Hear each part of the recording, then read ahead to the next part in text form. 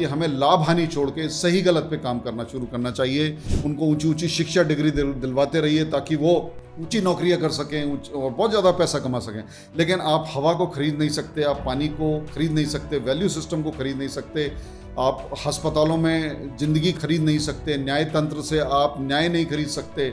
हम सभी जानते हैं न्याय तंत्र का क्या हाल है, कितना डिलेड है वो और किस तरह से वो वर्क कर रहा है। जो हमारा पुलिस तंत्र है वो उनको सिक्योर नहीं कर सकता। महिलाओं के खिलाफ इतने ज़्यादा बलात्कार और इतने ज़्यादा जुर्म हो रहे हैं। तो एक सोसाइटी के तौर पे जिस भी फील्ड में हम काम करते हैं, let us start resisting the wrongs in the society. किस तरह आम आदमी जो है उसके लिए ये सारे मुद्दे, इस लड़ाई को लड़ना कितना मुश्किल होता है और जिनका ये काम है जिन मुद्दों को टेकअप करना सरकारी तंत्र में, वो उसको किस तरह से ट्रीट करते हैं और वही किस तरह से show me the face and I will interpret the law, that is the kind of situation. और show me the face and I will interpret my deductions. मैं कोई ऐसा विभाग नहीं देखता जो करप्शन से फ्री है, नेपोटिज्म से फ्री है, या जो भाई भतीजावाद से या जो भ्रष्टाचार से फ्री हुआ हो किसी भी, even one bit. Even judicial reforms are pending.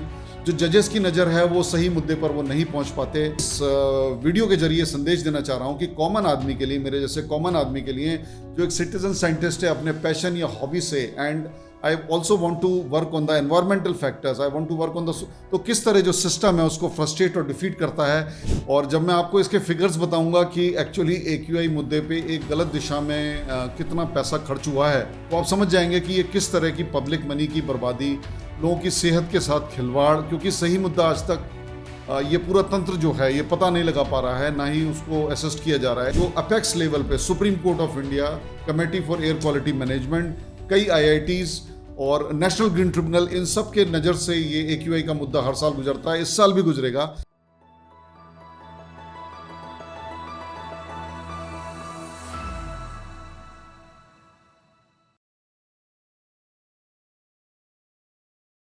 नमस्कार दोस्तों, आज हम एक मिक्स से मुद्दे पे बात करने जा रहे हैं जो कि पॉलिटिकल भी है, हम लोगों की ज़िंदगी से भी जुड़ा हुआ है, डे टू डे लाइफ से, हेल्थ से, AQI से, एनवायरनमेंट से, और हमारे सरकारी तंत्र से भी ये बहुत गहराई से जुड़ा हुआ है, हमारे कोर्ट कचहरी से, हमारे न्यायालयों से, ये बहुत सारे मुद्दों से जुड़ा हुआ एक सिंगल मुद्दा है। बहुत सारे मेरे मित्र जो BJP के और जो अदरवाइज पब्लिक लाइफ में काफ़ी एक्टिव सपोर्टर रहे हैं, मैं खुद भी BJP का एक तरह से सपोर्टर पिछले 10 साल से रहा हूँ।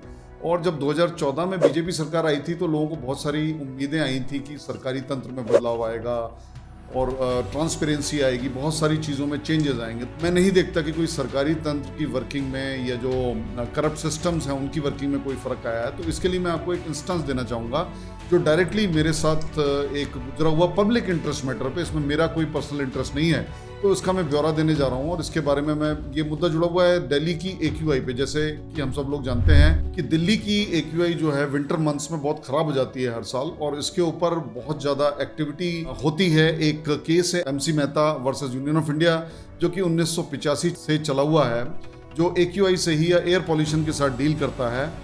ये इसके ऊपर सुप्रीम कोर्ट में एक अलग सी ब्रांच भी है जो इस पे डील करती है। इसमें काफ़ी एलेबोरेट स्टाफ है और एक डेडिकेटेड बेंच, डिवीजन बेंच, इसके ऊपर चर्चा कम से कम करती है सुप्रीम कोर्ट में। ये हर विंटर्स में ये एजिटेट होता है। इसमें कम से कम 200-300 एडवोकेट्स का पार्टिसिपेशन मैं देखता आया हूँ सुप्रीम कोर्ट में, जो इसमें पार्टिसिपेट करते हैं, जिसमें बहुत सारे सीनियर एडवोकेट्स हैं। इसमें एमिकस क्यूरे हैं जिनको शायद हर साल 10-10 लाख रुपए फीस या इस तरह की फ़ीस दी जाती है just for assisting the court. और जब मैं आपको इसके फिगर्स बताऊंगा कि एक्चुअली AQI मुद्दे पे एक गलत दिशा में कितना पैसा खर्च हुआ है, तो आप समझ जाएंगे कि ये किस तरह की पब्लिक मनी की बर्बादी, लोगों की सेहत के साथ खिलवाड़, क्योंकि सही मुद्दा आज तक ये पूरा तंत्र जो है ये पता नहीं लगा पा रहा है, ना ही उसको असिस्ट किया जा रहा है। इसमें मैं ये भी कहूँगा कि कोर्ट्स को चाहे ठीक से असिस्ट किया जा रहा है या वो स्वयं इस चीज़ में एक्टिवली उतना सही दिशा में नहीं जा पा रहे हैं, और बहुत बड़ी बड़ी बातें इस दिशा में न्यायालय की तरफ से भी होती हैं,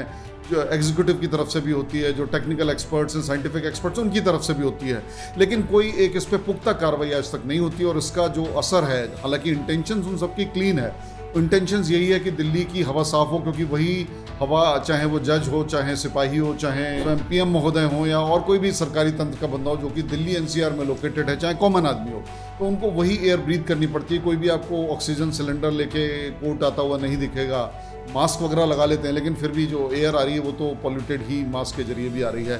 तो ऑक्सीजन मास्क इटसेल्फ लगा के कोई आपको घूमता हुआ या अपना काम करता हुआ नहीं दिखाएगा। इसलिए उन सब से संबंधित ये मुद्दा है। और मैंने एक इंटरव्यू देखा था जिसमें एक डॉक्टर साहब जो शायद गंगाराम मेमोरियल हॉस्पिटल के, वो बता रहे थे कि किस तरह उनको 35 साल के युवा लोगों में लंग कैंसर की बीमारी देखने में आ रही है, जो कि दिल्ली की एयर ब्रीथ करने की वजह से प्राइमरली है। वो नॉन स्मोकर्स थे जिनमें कैंसर पाए गए और उनका पूरा जो लंग्स है वो चार्ट पाया गया। इसके अतिरिक्त बहुत सारी अन्य डिजीजेज, अस्थमा वगैरह, इस तरह की जो डिटेल लिस्टिंग है, ये सब लोगों को इससे एनकाउंटर करते आ रहे हैं।